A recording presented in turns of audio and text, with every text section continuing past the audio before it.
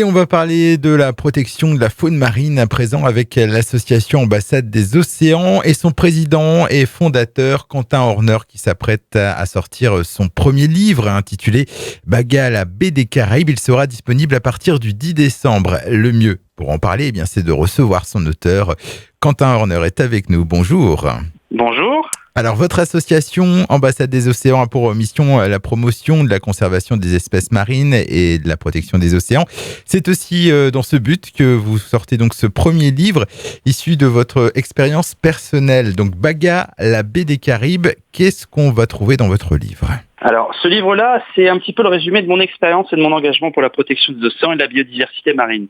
C'est un livre, en réalité, qui est le réceptacle un petit peu de toutes mes connaissances sur les cétacés, et notamment sur le plus puissant, le prédateur des prédateurs marins, l'orque, que je poursuis d'une certaine manière, que je rencontre dans son milieu naturel, et que je rencontre aussi à des états un petit peu plus compliqués ou moins glamour, si vous me passez l'expression, dans des territoires où on les chasse. Et en l'occurrence, dans Baga, c'est un récipiendaire pour retrouver toutes les connaissances mises à jour sur les orques de manière vulgarisée, mais aussi de comprendre notre relation avec cet animal-là qui nous conduisent à avoir des pratiques un petit peu douteuses aujourd'hui. Et à l'origine de ce livre, en fait, tout est parti d'une immersion dans les Caraïbes, à Saint-Vincent et les Grenadines. C'était en 2019 ? La rencontre sur le terrain de la chasse des petits cétacés s'est effectivement passée dans le sud des Antilles anglo-saxonnes. Invité par une association locale qui est isolée et désespérée de voir la situation à se perdurer et voir croître là-bas. Donc l'orque, c'est un cétacé qui vous fascine depuis longtemps, si j'ai bien cru comprendre. Oui, effectivement, c'est un animal que je poursuis d'une certaine manière ou qui me poursuit, je ne sais jamais dans quel sens c'est. Mais en tous les cas, c'est un animal qui mérite qu'on se penche dessus de par les dernières découvertes que l'on a fait dernièrement d'un point de vue scientifique, mais aussi au niveau comportemental, le rapport que l'on a avec l'animal depuis les âges les plus reculés nous prouve que l'animal fait résonance chez l'homme. Et justement, est-ce qu'on peut dresser un état des lieux? Quelle est sa condition actuelle et en quoi l'espèce est menacée selon vous? Alors aujourd'hui, d'un point de vue strictement officiel, l'animal n'est pas menacé par défaut de données scientifiques suffisantes. Or, on sait que c'est un animal qui est divisé sur toute la planète. La population est estimée autour de 50 000 espèces. Mais depuis 2018 et 2019 particulièrement, les dernières études ont montré que l'animal était particulièrement contaminé par tous les polluants de l'activité humaine. Ajouter à ça un taux de reproduction qui est très impacté de par la survie des juvéniles, et ensuite derrière les autres pressions, la pollution sonore, la pollution maritime, de trafic maritime, et ensuite la chasse, ça fait tout un tas de contraintes qui viennent vraiment faire pression sur les capacités de survie de l'animal. Cet animal est pour le coup promis à un destin plus ou moins sombre. Cette thématique sera abordée à l'occasion de plusieurs conférences qui seront organisées dans la Manche pour aussi présenter donc la sortie de ce livre. Oui, alors c'est l'occasion de parler de cet animal-là et d'essayer de montrer toutes les prouesses, toutes les merveilles que regorge cet animal.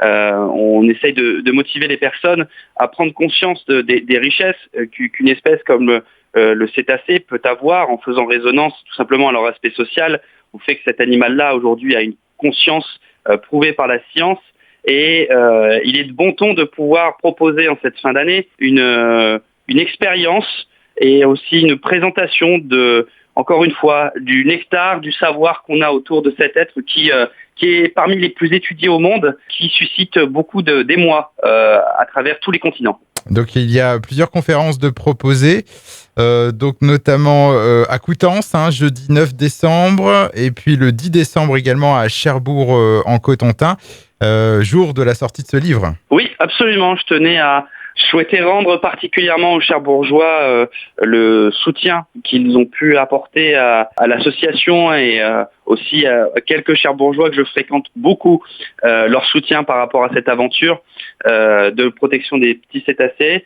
Et donc, il y aura effectivement Coutances, Cherbourg et Granville pour finir le tour de Manche. Donc, Granville, ce sera le 15 décembre. Et puis, pour revenir à Cherbourg, on précise que c'est à la scène des Halles, place centrale à 19h, donc ce vendredi 10 décembre. Et donc, Baga à la baie des Caraïbes sortira le même jour, 10 décembre, journée internationale pour les droits des animaux. Et ça, c'est pas un hasard. On va passer aux infos pratiques. Où est-ce qu'on pourra le retrouver ensuite, ce livre ?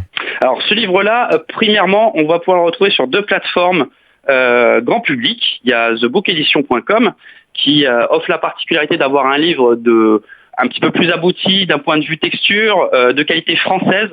Ça, c'est pour le côté proximité, circuit court. Voilà. Et puis ensuite, on va pouvoir le retrouver évidemment sur Amazon pour la francophonie et pour les habitués de cette plateforme-là. Ouais. Autrement, on pourra le retrouver aussi on le retrouve déjà, sur la plateforme de l'association, sur la boutique de l'association. Voilà, vous pouvez le précommander également ou le commander aussi comme n'importe quelle autre plateforme. Oh. Et à terme, il sera disponible dans plusieurs réseaux de librairies et d'autres plateformes en ligne. Un livre qu'on peut retrouver au format papier et numérique.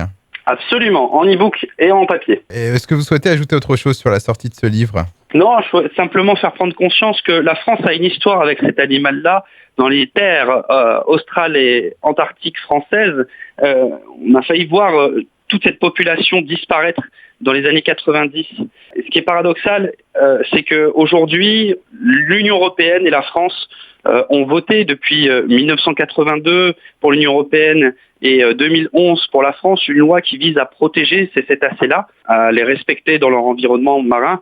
Et il se trouve qu'aujourd'hui, ces animaux-là font preuve d'un mépris total, finalement, lorsqu'il s'agit de réguler leur chasse ou de les protéger vis-à-vis d'une intention un petit peu comme ça primaire et prédatrice.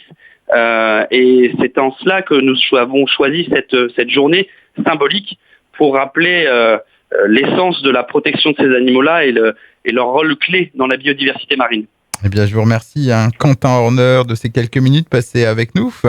Pour ceux qui souhaiteraient en savoir plus, donc il y a le site internet de l'association, ambassadedesocéans.com, et puis il y a aussi une page Facebook spécialement dédiée à ce livre.